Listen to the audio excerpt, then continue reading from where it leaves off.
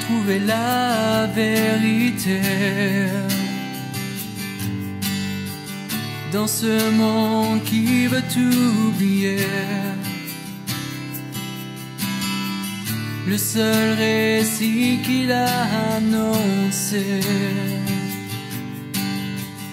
depuis bien des années. Mais il est encore temps de croire que seule la Bible offre l'espoir. Levons-nous ensemble pour voir sa puissance. Il nous suffit seulement de croire que tout ce qu'elle dit est vrai pour que notre humanité soit sauvée.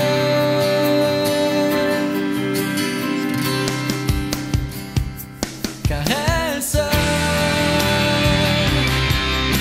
est la vérité, elle seule peut nous éclairer, car seul celui qui l'a inspiré peut vraiment nous libérer. Dis à ton voisin, sois béni. Et à celui qui est derrière toi, tu dis, sois béni. Alléluia. Vraiment, je vous bénis au nom de Jésus. Amen. Amen, alléluia. Gloire à Jésus. Je continue sur les thèmes vivre la vie délaissée. Amen. Aujourd'hui, c'est la deuxième partie de ce thème vivre la vie délaissée que j'avais commencé dimanche dernier. Alléluia. Mais bien aimé, c'est très important pour vivre la vie délaissée. Mais pour vivre cette vie délaissée, lorsque nous demeurions dans le péché, on ne peut pas vivre cette vie délaissée. Vivre la vie délaissée nous libère chaque jour du pouvoir du péché. Amen. Mais nous devons marcher continuellement, je dis bien continuellement dans l'obéissance au Saint-Esprit. J'aimerais qu'on puisse ouvrir la parole de Dieu dans Proverbes. Parce que quand tu ne vis pas la vie de l'esprit, et quand tu pries, ma soeur, mon frère, ta prière sera comme une abomination devant le Seigneur. C'est dans le Proverbe 28. Proverbe 28, le verset 9.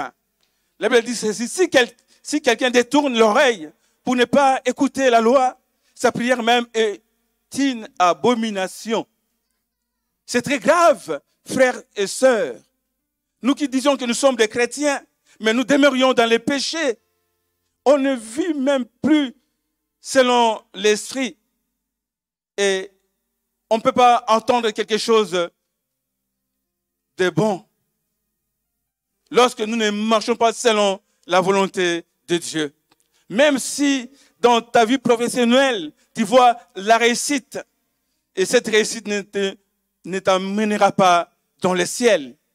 C'est vrai qu'on a besoin de biens matériels, mais on ne peut pas s'attacher aux biens matériels, mais on doit s'attacher au Seigneur. Amen. Car c'est lui qui nous donne tous ces biens matériels. On doit vraiment chercher vraiment son royaume et sa justice, nous dit la parole de Dieu. Si quelqu'un détourne l'oreille pour ne pas écouter la loi, sa prière même est une abomination. Mon frère, ma sœur, regarde, sonde ton cœur ce matin. Je demande de sonder ton cœur. Parce que tu ne peux pas te tromper toi-même. Tu peux tromper les autres. Tu peux tromper ton mari, ton épouse, ton frère, ta sœur. Mais tu ne peux pas tromper Dieu. Tu ne peux pas tromper Dieu. Dieu est celui qui voit toutes choses. Dieu connaît ta vie. Il connaît ma vie.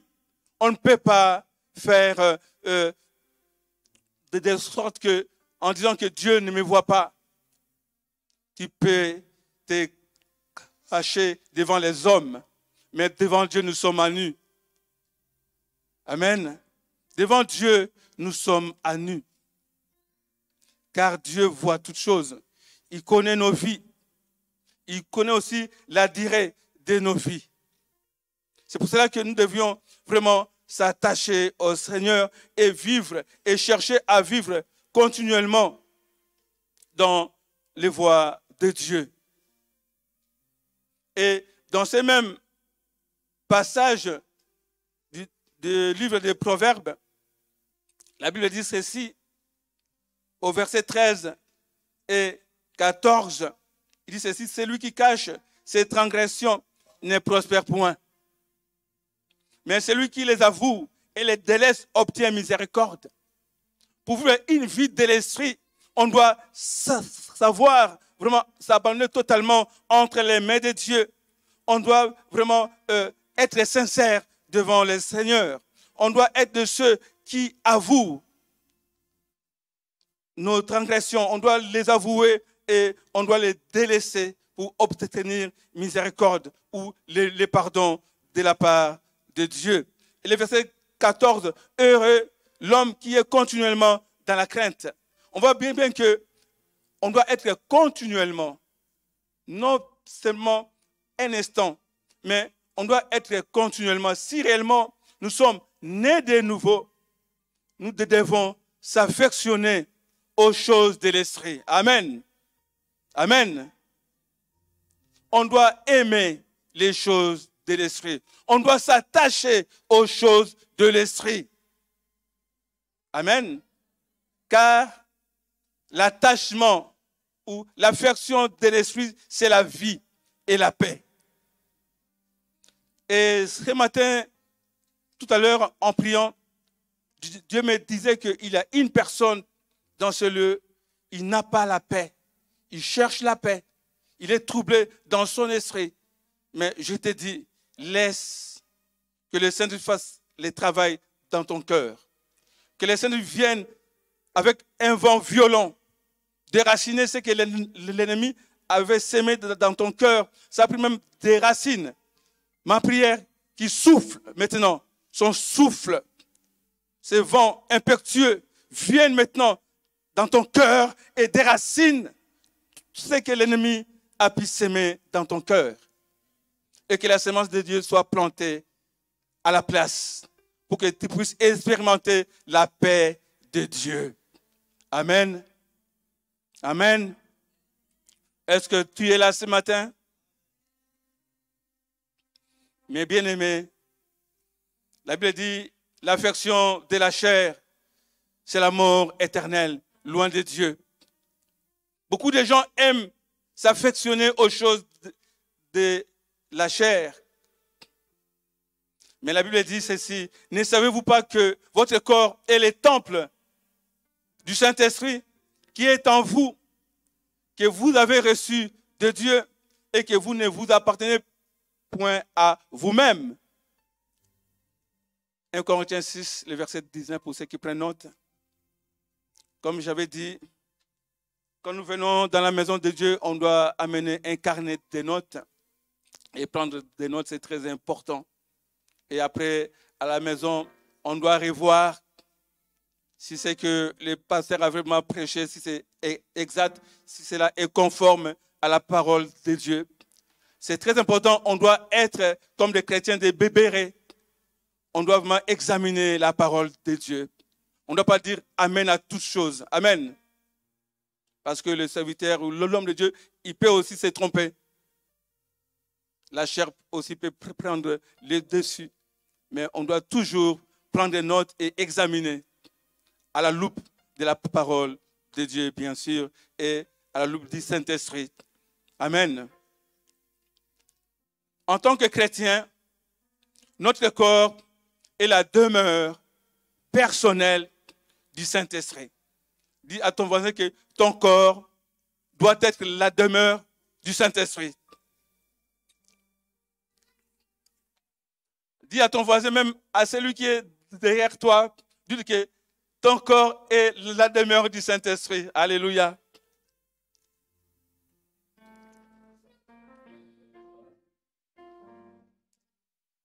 Alléluia. Gloire à Jésus. Notre corps est la demeure personnelle. Je vais dire bien personnelle du Saint-Esprit. Il ne faut pas qu'il y ait deux esprits. Seulement l'Esprit de Dieu, l'Esprit de vérité doit habiter dans ton corps. Où il est dit que l'Esprit de Dieu est le sceau qui a été apposé sur nous. La preuve que nous lui appartenons totalement. Amen. Parce que j'ai le sceau de Dieu. Je lui appartiens. Amen. Dans les temps anciens, les sceaux représentaient l'appartenance. Alléluia. Parce que l'Esprit vit en nous et que nous appartenons à Dieu, notre corps ne doit jamais, je dis bien jamais, dis à ton voisin, ton corps ne doit jamais être souillé par quelque impureté ou péché. Amen. Car nous sommes vraiment le temple de Dieu et notre corps ne doit pas être souillé par quelque impureté ou péché que ce soit. La pensée, les désirs, nos actions ou les choses que nous regardions, tout cela ne peut pas souiller notre esprit. On doit être vigilant. Amen. Nous devons plutôt vivre de manière chaque jour à honorer Dieu et lui plaire dans notre corps. Car notre corps est le temple du Saint-Esprit. On doit plaire notre Dieu à notre corps. Alléluia. Car vous avez été rachetés à un grand prix, nous dit la Bible. Et glorifiez donc Dieu dans votre corps et dans votre esprit qui appartiennent à Dieu. Parfois, nous oublions que nous appartenons à Dieu et on fait n'importe quoi. On fait n'importe quoi. Notre corps et notre esprit, je répète encore, appartient à Dieu. Donc, cela implique que nous devons vivre une vie de consécration totale, je dis bien totale, à Christ et nous soumettre à lui et à lui seul. Car on ne peut pas se soumettre à deux personnes. La Bible dit, on ne peut pas servir deux maîtres à la fois.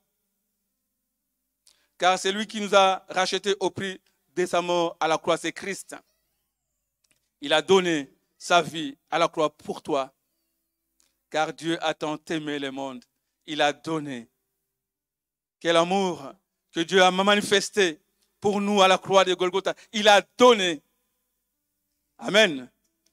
Dieu a donné sa vie. Parce que Christ est Dieu. Il s'est donné lui-même à la croix. Alléluia. Gloire à Jésus. Gloire à Jésus. Gloire à Jésus. Gloire à Jésus. Merci Jésus. Lisons Ephésiens chapitre 5, le verset 18. Ephésiens 5, 18. La Bible dit, ne vous dénivrez pas des vins, c'est la débauche. Soyez au contraire remplis de l'Esprit. Amen. Soyez au contraire remplis. Mais bien aimé, pour vivre la vie de l'Esprit, on doit vraiment avoir ce désir chaque jour d'être rempli, d'être revêtu de revêtements de la puissance. Amen. On doit suivre l'exemple de Christ lui-même. Quand il a reçu le baptême, le Saint-Esprit a témoigné sur Christ. Que celui-ci est mon fils bien-aimé, à qui je mets toute mon affection. Et le Saint-Esprit était descendu du ciel comme une colombe. Et la Bible dira que Jésus était rempli du Saint-Esprit. Et puis, l'Esprit l'a amené au désert. Et en sortant du désert, la Bible déclare qu'il était revêtu de la puissance du Saint-Esprit. Amen.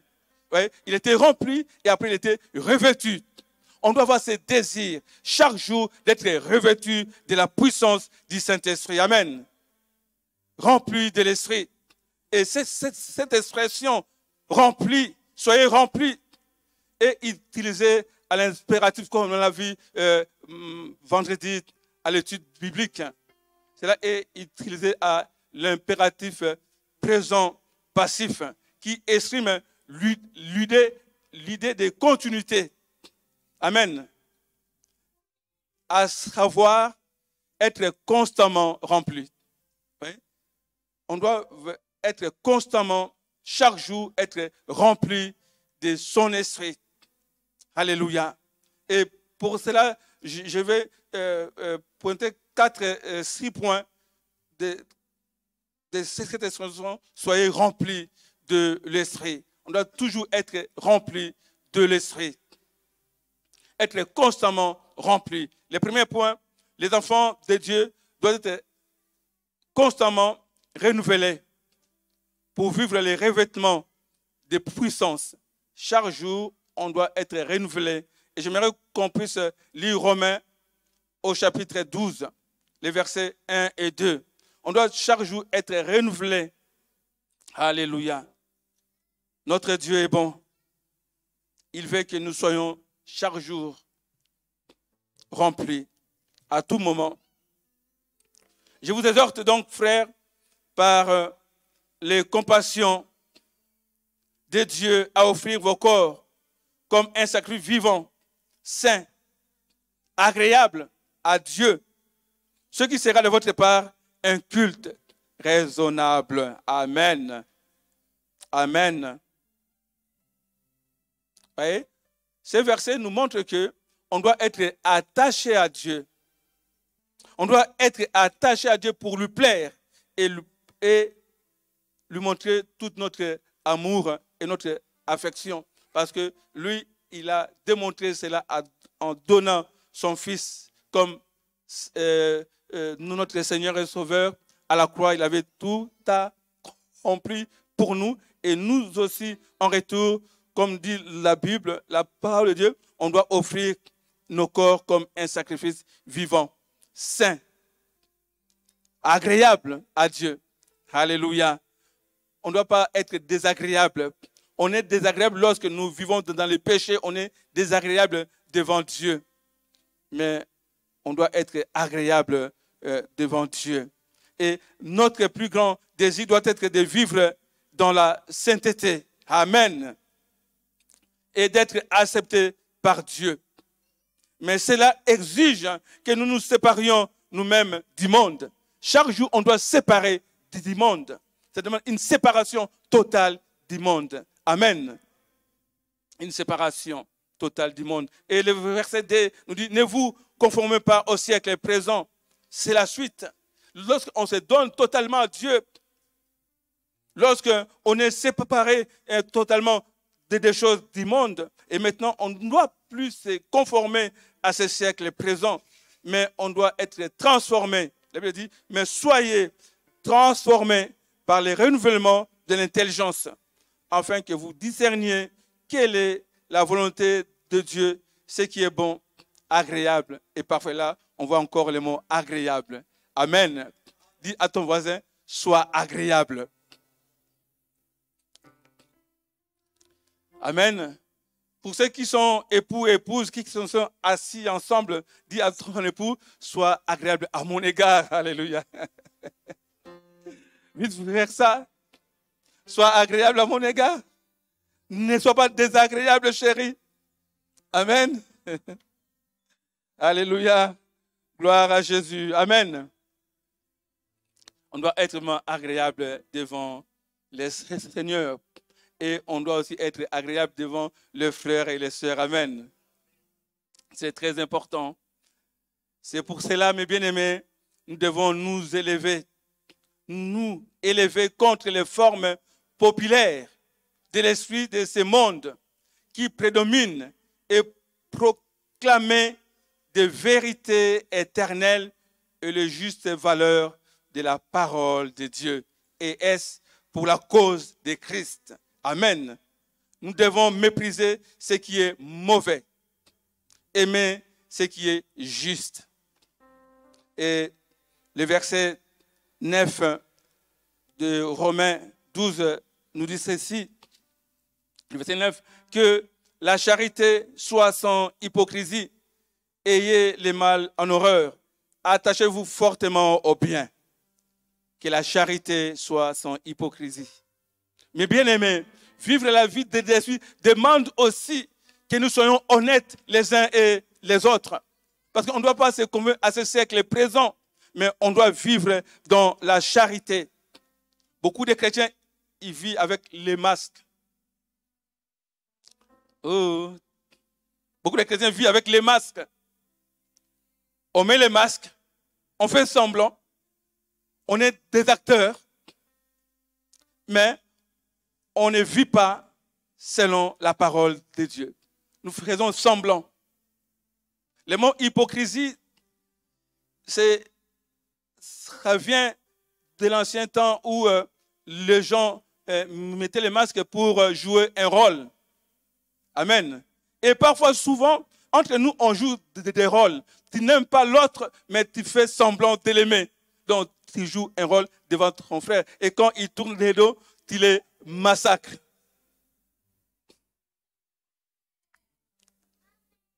Mais bien aimé, vivre la vie de l'esprit demande d'avoir cet amour venant de la part de Dieu. L'amour sans hypocrisie. On doit avoir les mal en horreur et on doit attacher fortement au bien parce que à cela que Dieu nous a appelés. Amen. Alléluia. Dieu est bon. Dieu est bon. Amen. Et 1 Jean au chapitre 2, 15 à 17, nous dit ceci. 1 Jean 2, 15 à 17.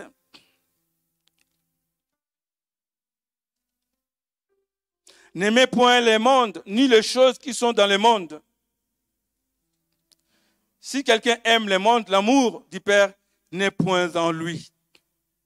Car tout ce qui est dans le monde, la convoitise de la chair, la convoitise des yeux et l'orgueil de la vie, ne vient point du Père, mais vient du monde.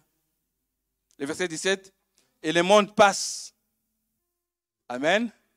Et le monde passe. Et sa convoitise aussi. Mais celui qui fait la volonté de Dieu demeure éternellement. Amen.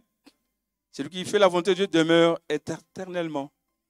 Et le deuxième point, nous devons être à tout moment remplis du Saint-Esprit. On doit être à tout moment, on doit avoir ces désirs. Le matin, quand tu te réveilles, tu dis, Seigneur, remplis-moi, remplis-moi, remplis-moi, remplis-moi. Amen. Parce que c'est le Saint-Esprit qui nous aide dans notre marche de chaque jour. La Bible dit que celui qui se laisse conduire par l'Esprit de Dieu, il est appelé enfant de Dieu. Je répète encore, la Bible dit, celui qui se laisse conduire par l'Esprit de Dieu, il est appelé enfant de Dieu. Donc quand tu te réveilles, demande les revêtements de la puissance. Que tu sois vraiment rempli de la présence de Dieu pour que tu marches conformément à la parole de Dieu dans la journée que Dieu nous donne. Amen. Troisième point, on doit entretenir une foi vivante en Christ pour que Dieu déverse sans cesse son onction sur nous. Si tu veux que Dieu déverse son onction sur ta vie, tu dois entretenir vraiment une foi vivante en Christ Jésus. Lisons Galates au chapitre 3, le verset 5. Galates chapitre 3, le verset 5.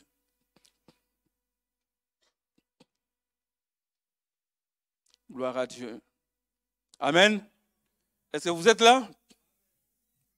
Est-ce que vous êtes là ce matin? Et la Bible nous dit dans Galates 3 au verset 5, celui qui vous accorde l'esprit et qui opère des miracles parmi vous, le fait-il donc par les œuvres de la loi ou par la prédication de la foi? C'est très important vraiment d'entretenir cette relation d'intimité avec Christ, avec une foi vivante, une foi fervente. Amen. Et le quatrième point, l'attachement à la méditation de la parole de Dieu et la prière. Beaucoup de chrétiens n'aiment pas méditer la parole de Dieu. Quand tu n'aimes pas méditer la parole de Dieu, comment est-ce que tu vas être revêtu de la puissance d'en haut? Comment est-ce que tu vas vivre la vie de l'esprit? Comment est-ce que tu vas vivre le surnaturel si tu ne connais même pas la parole de Dieu? Quand on médite la parole de Dieu, Dieu nous parle. Et quand nous prions, nous parlons à Dieu. Dites amen à cela. Quand tu lis la parole de Dieu, quand tu la médites, Dieu te parle à travers la méditation de la parole de Dieu. Il te dit de ce que tu dois faire et ce que tu ne dois pas faire. S'il a un remerciement, te dira maintenant, sois reconnaissant. Ouais, c'est dans la méditation de la parole de Dieu que Dieu manifeste sa volonté totale envers nous. La volonté de Dieu, ça se manifeste à travers sa parole, pas autre chose. C'est dans l'attachement à la parole de Dieu qu'on doit comprendre la volonté de Dieu. Et si on ne prend pas le temps de la méditer, comment est-ce que tu vas être dans la volonté de Dieu? Amen. Et cinquième point, c'est vivre une vie de sanctification et de la crainte de Dieu. Parce que en méditant la parole de Dieu, dans Jean au chapitre 15, j'aime bien ce chapitre.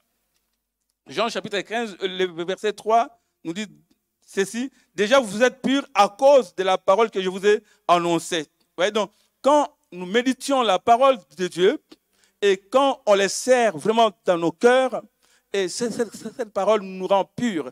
La parole de Dieu nous sanctifie. Et donc, c'est pour ça que on doit chercher à vivre une vie de sanctification et de la crainte de Dieu et se conformer au désir du Saint-Esprit. Amen. Amen. On doit se conformer au désir du Saint-Esprit. Alléluia. Le sixième point, l'amour pour Dieu. On doit avoir l'amour pour Dieu et pour son prochain. Amen. Prenez ma note, Matthieu 22, 37 à 38. On doit avoir l'amour pour Dieu. Et quand vous lisez les épîtres des gens, j'aime bien les épîtres des gens parce que ça parle de l'amour, de la pratique de l'amour. Et c'est notre vision aussi pour notre assemblée. On doit aimer Dieu en premier et on doit aussi aimer nos frères et sœurs. Amen. Et on doit aussi aimer ceux qui ne connaissent pas Dieu. Ils ont besoin de notre amour, ils ont besoin de notre affection pour leur apporter le salut en Jésus. Amen. Amen. L'Esprit lui-même rend témoignage à notre esprit que nous sommes enfants de Dieu. Alléluia. L'Esprit Saint lui-même témoigne à notre esprit que nous sommes enfants de Dieu. Gloire soit rendue à notre Seigneur Jésus. Voilà les 6 points. Maintenant, j'aimerais qu'on lise Ephésiens chapitre 3, le verset 16. Ephésiens 3, le verset 16. Vivre la vie de l'esprit. Alléluia. J'invite la chorale de venir derrière. Ephésiens au chapitre 3, le verset 16. Afin qu'il vous donne, selon la richesse de sa gloire, d'être puissamment fortifié par son esprit dans l'homme intérieur. Amen. Être puissamment fortifié par son esprit dans l'homme intérieur. Dans l'homme intérieur. La Bible dit, l'Esprit Saint témoigne à notre être intérieur. Amen. Je répète encore. L'Esprit Saint témoigne à notre être intérieur que nous sommes enfants de Dieu. Donc, c'est la même chose avec l'homme intérieur. Pourquoi notre intérieur doit être fortifié par l'Esprit? Pourquoi notre intérieur doit être fortifié par l'esprit. Simplement pour soumettre toujours plus nos sentiments, nos pensées, nos résolutions à son influence et à sa direction, de telle sorte que l'Esprit puisse manifester en nous une plus grande mesure de sa puissance. Amen. Alléluia. Mais quel est le but? Je vous donne les 4 points. Quel est le but? 4 points. Le premier point, que Christ puisse établir sa présence dans nos cœurs. Que Christ puisse établir sa présence dans nos cœurs. Nous allons lire Romains 8, le verset 9 et 10. Romains 8, 9 et 10. Pour vous, vous ne vivez pas selon la chair, mais selon l'esprit. Si, du moins, l'esprit de Dieu habite en vous. Si quelqu'un n'a pas l'esprit de Christ, il ne lui appartient pas. Le verset 10. Et si Christ est en vous, le corps, il est vrai, est mort à cause du péché, mais l'esprit est vie à cause de la justice. Amen. Le deuxième point, que nous soyons ancrés dans son amour sincère pour Dieu, pour Christ et pour les autres. Que nous soyons ancrés dans son amour sincère pour Dieu, pour Christ et pour les autres.